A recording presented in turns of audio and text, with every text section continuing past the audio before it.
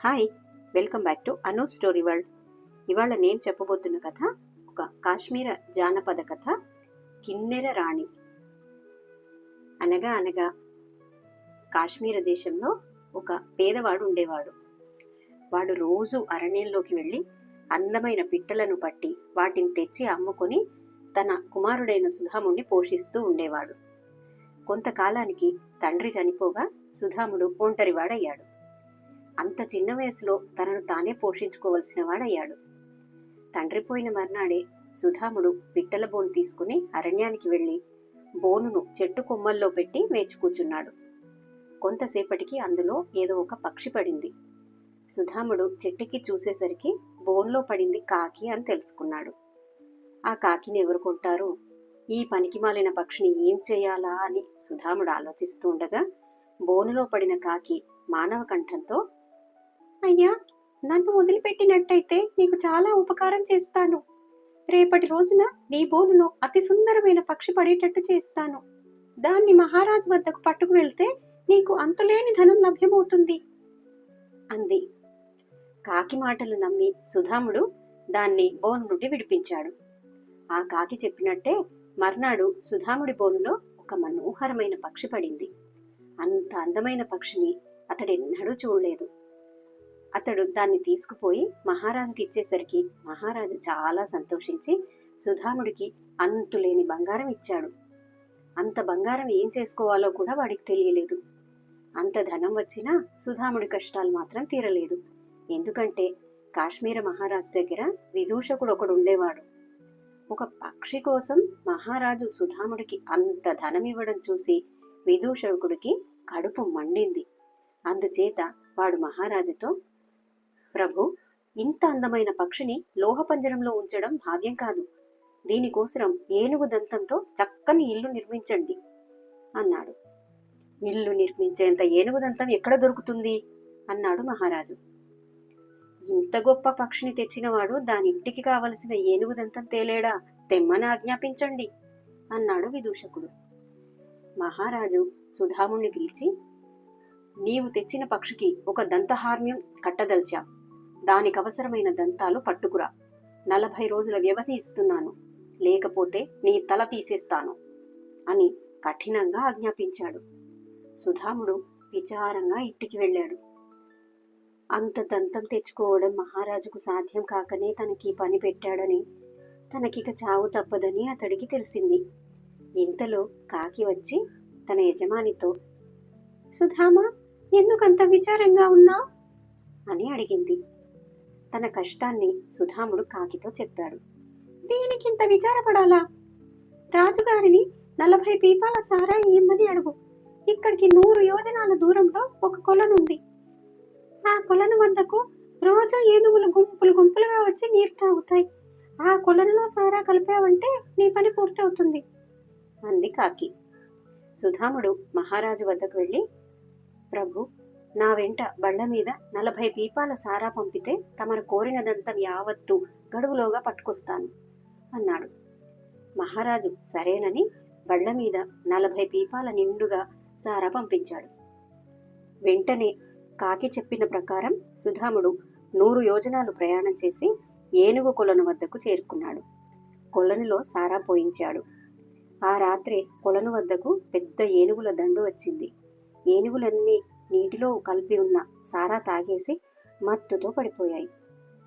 సుధాముడు రంపం తీసుకుని మగ ఏనుగుల దంతాలన్నీ కోసుకుని బళ్ల మీదకెత్తించి తిరుగు ప్రయాణం కట్టాడు. దంతం చూసి మహారాజు సంతోషించాడు. సుధాముడికి మరికొంత బహుమానం ఇచ్చి పంపాడు. త్వరలోనే ఆ అందమైన పక్షికి దంతపు ఇల్లు తయారైంది. విదూషకుడు మరింత మండిపడ్డాడు. వాడు మహారాజు వద్దకు పోయి, మహాప్రభు, మన పక్షి దంతహార్మ్యంలో ఉన్నా దాని మనసుకు ఆనందం లేదు.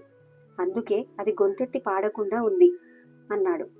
దానికి మనమేం చెయ్యాలి అని అడిగాడు మహారాజు. దాని పూర్వపు యజమానిని తెస్తే గాని అది సంతోషంగా పాడదు. ఆ యజమానిని రప్పించండి అన్నాడు విదూషకుడు. దాని యజమాని ఎవరో మనకెట్లు తెలుస్తుంది? మనం ఎట్లా తీసుకురాగలం అన్నాడు మహారాజు. అంత దంతం తీసుకురాగలిగిన వారు ఆ పక్షి యజమానిని తీసుకురాలేరా అన్నాడు విదూషకుడు. మహారాజు సుధాముణ్ణి తన వద్దకు మళ్లీ పిలిపించాడు. ఈ పక్షి యజమానిని వెతికి 40 రోజుల్లోగా తీసుకురా, లేకపోతే నీ తల ఎగిరిపోతుంది అన్నాడు మహారాజు. సుధాముడు తన కష్టాలు ఇంకా పూర్తి కానందుకు ఎంతో విచారిస్తూ ఇంటికెళ్ళాడు. సుధాముడి వద్దకు కాకి మళ్ళా వచ్చి, ఏం సుధామా, మళ్ళీ ఎందుకంత విచారంగా ఉన్నావు అంది. తనకు వచ్చిన కష్టాన్ని కాకితో చెప్పుకున్నాడు సుధాముడు. దీనికింత విచారపడాలా? రాజుగారిని అడిగి ఒక పడవ పుచ్చుకో, అందులో రాజభోగాలకు అనువైన సామాన్లన్నీ సమకూర్చుకో. ఆ పడవ ఎక్కి నది వెంబడి తూర్పుగా 100 యోజనాలు వెళ్ళావంటే అక్కడ కిన్నెరలుండే ఒక స్థలం వస్తుంది. వాళ్ళు పడవ చూడవస్తారు, కానీ కిన్నెర రాణి తప్ప మరెవ్వరినీ పడవ ఎక్కనివ్వకు. ఆమెను వెంట పెట్టుకుని వచ్చేయి, ఆమె ఆ పక్షికి యజమాని అని చెప్పింది కాకి. కాకి చెప్పినట్టే సుధాముడు మహారాజునడిగి ఒక పడవ తీసుకున్నాడు. అందులోనే స్నానాలకు, పడకకు, విహారానికి, సమస్త వినోదాలకు ఏర్పాట్లు చేయించాడు. అక్కడి నుండి నదిలో తూర్పుగా ప్రయాణమై వెళ్ళాడు. కొంతకాలం ప్రయాణం చేయగా చేయగా కొండల మధ్య కిన్నెరలు ఉండే ప్రదేశం వచ్చింది. ఎన్నడూ పడవంటే ఎరగని కిన్నెరలు పడవ చుట్టూ మూగారు. కాని సుధాముడు వారిని లోనికి రానివ్వలేదు. ముందు మీ రాణికి పడవ చూపిస్తాను, ఆ తర్వాత మిగిలిన వారు చూద్దురుగాని అని వాళ్లతో చెప్పాడు సుధాముడు. కిన్నెరల రాణి ఈ మాట విని పరమానంద భరితురాలై పడవ ఎక్కింది. ఆ పడవలో ఒక్కొక్క గది, ప్రతి గదిలోనూ చేసిన అలంకారాలు, దీపాలు, తివాసీలు, మెత్తలు చూస్తూ ఉంటే ఆమెకు కాలం ఎట్లా గడుస్తుంది కూడా తెలియలేదు. ఈలోగా పడవ తెరచాపలెత్తి దానిని తిరుగుముఖం పట్టించారు.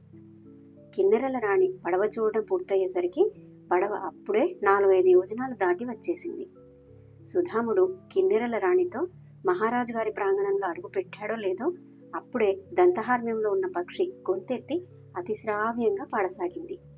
ఆ పాట విని మహారాజు పరవశుడయ్యాడు.